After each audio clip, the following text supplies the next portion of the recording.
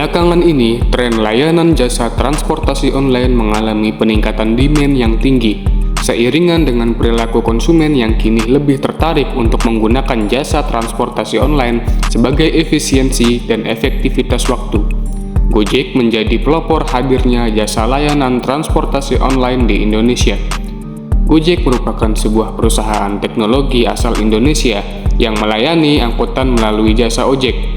Perusahaan ini didirikan pada tahun 2009 di Jakarta oleh 3 orang, yaitu Nadiem Makarim, Kevin Alwi, dan Michelangelo Moran. Mereka mendirikan perusahaan ini untuk menjawab sekaligus menjadi solusi dari masalah lalu lintas yang kronis di Jakarta, ibu kota Indonesia. Konsep awalnya adalah menyediakan layanan ojek online yang memungkinkan pengguna memesan ojek melalui aplikasi seluler. Namun, setelah kesuksesannya, Gojek mulai melakukan ekspansi layanan yang tadinya hanya berupa layanan ojek online. Mereka menambahkan variasi layanan seperti pengiriman barang, pengiriman makanan, layanan kurir, layanan keuangan, dan banyak lainnya. Ini menjadikan Gojek sebagai super app yang mengakomodasi beragam kebutuhan atau layanan. Mengikuti kesuksesannya, Gojek mulai mengembangkan jangkauan operasional mereka di Indonesia, terlebih lagi di kota-kota besar. Kini, PT Gojek Indonesia sudah memiliki lebih dari 200.000 drivers yang tersebar di berbagai kota dan akan terus bertambah. Selanjutnya adalah laporan keuangan dari PT Gotoh, yaitu penggabungan dari Gojek dan Tokopedia. Yang pertama adalah laporan laba rugi. Seperti yang bisa dilihat, pendapatan dari PT Gotoh, gabungan dari Gojek dan Tokopedia memiliki pendapatan yang konsisten naik dari tahun 2018 yang berjumlah 1,4 triliun, lalu naik menjadi 2,3 triliun di tahun 2019, lalu naik lagi menjadi 3,3 triliun di tahun 2020, dan naik lagi menjadi 4, triliun di tahun 2021, dan terakhir meningkat sangat drastis di tahun 2022 menjadi 11,3 triliun. Selain itu, untuk nominal laba bersih dari PT Gotoh terlihat fluktuatif, naik turun di setiap tahunnya. Setelah laporan laba rugi, selanjutnya adalah neraca keuangan.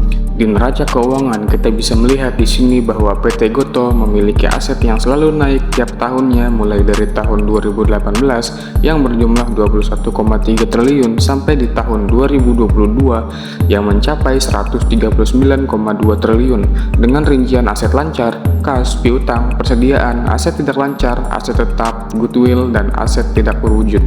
Setelah aset, ada liabilitas atau kewajiban, dan dapat dilihat di sini bahwa liabilitas PT Gotoh yang fluktuatif atau naik turun di tiap tahunnya, dengan rincian kewajiban lancar, utang usaha, utang jangka pendek, kewajiban tidak lancar, dan utang jangka panjang. Dengan begitu, menghasilkan ekuitas yang bersifat fluktuatif pula di tiap tahunnya dari tahun 2018 sampai tahun 2022.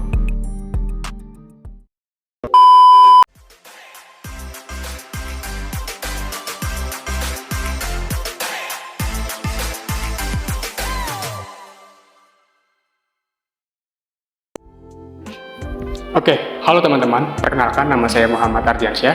Saya mahasiswa Prodi Pendidikan Bisnis Fakultas Ekonomi dari Universitas Negeri Jakarta, dan kali ini saya sedang berada di Gedung Raden Ajeng Kartini di Universitas Negeri Jakarta.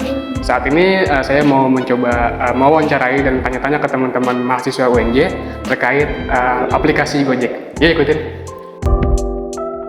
Oke, sekarang saya bersama salah satu mahasiswa Universitas Negeri Jakarta juga. Dengan siapa namanya? Saya Ukasya dari Prodi Pendidikan Bisnis. Oke, Ukasya dari Prodi Pendidikan Bisnis. Gue boleh nggak sih nanya-nanya ke lu tentang aplikasi Gojek?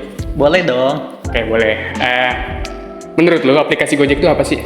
Menurut gua aplikasi Gojek itu kayak platform yang menyediakan ojek online gitu. Jadi kita bisa mesen ojek lewat online. Seperti itu. Terus, seberapa sering lu menggunakan aplikasi Gojek? Jarang-jarang sih kalau memang lagi dibutuhin aja gitu. Kalau butuh ojek seperti itu. Biasanya menggunakan aplikasi Gojek itu buat apa? Biasanya buat ya naik ojek, bisa mesen makanan juga, sekarang udah ada fitur terbaru, atau enggak mesen minuman dan lain-lain. Berarti Gojek itu layanannya banyak ya? Banyak lah fitur-fiturnya juga. Kalau menurut Ukasha, pelayanan di Gojek itu udah bagus atau belum? Kalau overall sih udah bagus untuk saat ini. Cuman ya ditingkatkan lagi lah kayak jaringannya, misalnya apa aplikasinya yang kadang nge-lag lah seperti itu. Mungkin butuh peningkatan di situ aja. Oke. Terus pertanyaan terakhir nih, mengapa lu lebih memilih aplikasi Gojek dibandingkan aplikasi serupa? Karena Gojek kan emang udah dari dulu ya, dari awal banget. Jadi orang-orang yang kenanya itu kalau ojek online Gojek. Jadi kalau orang nyari di Play Store tuh kayak, wah nyari ojek online lah pasti udah Gojek gitu, pilihan pertamanya seperti itu. Berarti Gojek brandingnya emang udah bagus ya? Iya. Udah jadi lead market juga ya? Oke, terima kasih Ukas, itu aja pertanyaannya. Iya, sama-sama. Yuk.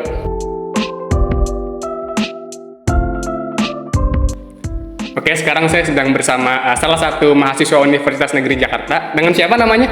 Habibie Saputra Manasa, Habibie dari prodi mana nih? pendidikan bisnis. Oke, Habibie dari prodi pendidikan bisnis.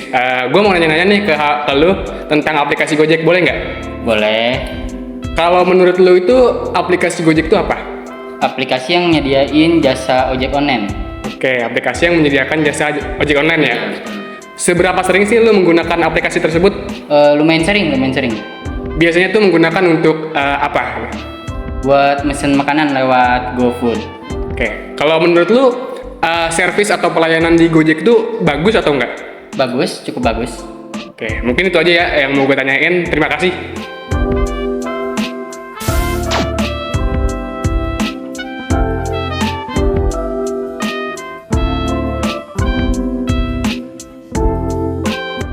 Dalam menjalankan operasional perusahaan Gojek, banyak tantangan yang harus dihadapi, terutama dalam menghadapi persaingan yang kian semakin kompetitif.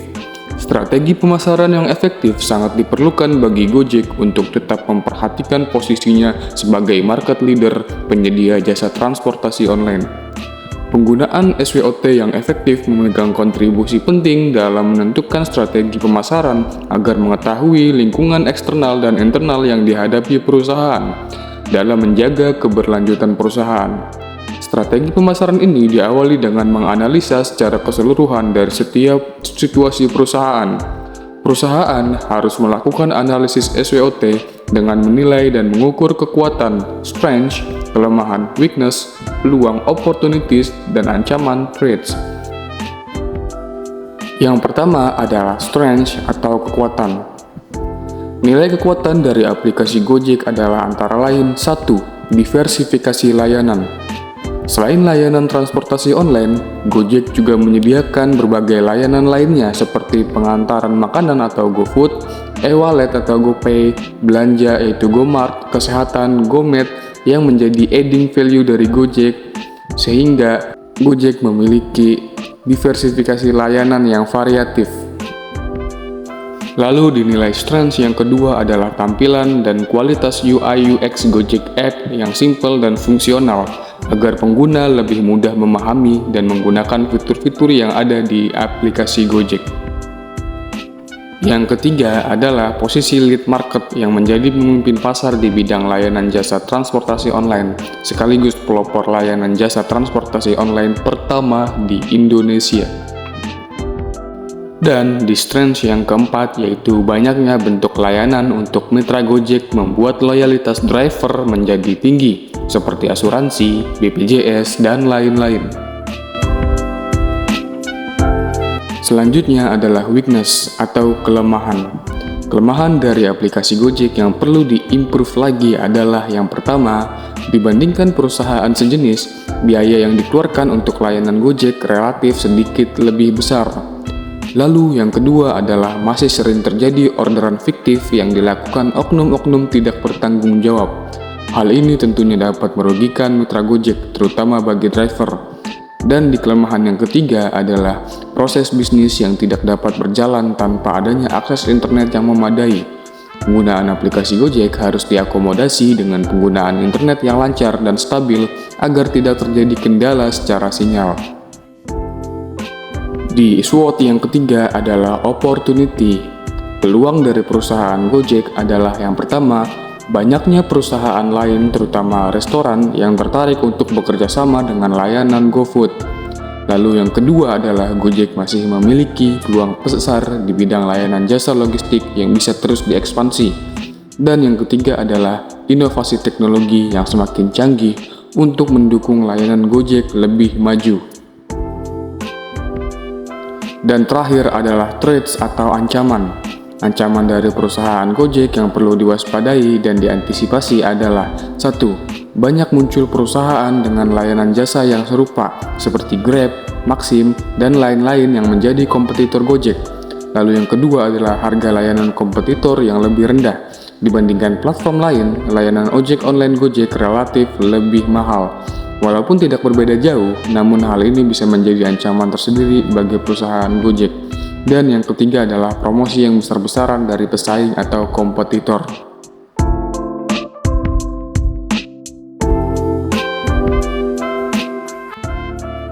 Dari hasil analisis SWOT tersebut dapat ditentukan bahwa strategi yang harus ditentukan PT Gojek Indonesia adalah mengoptimalkan kekuatan yang ada di dalam internal perusahaan serta memanfaatkan opportunity atau peluang sebagai bentuk strategi yang berfokus pada agresif.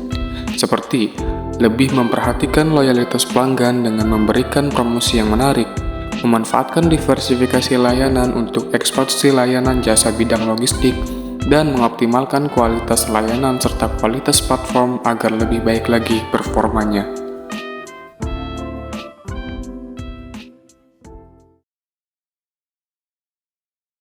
Audio Jungle.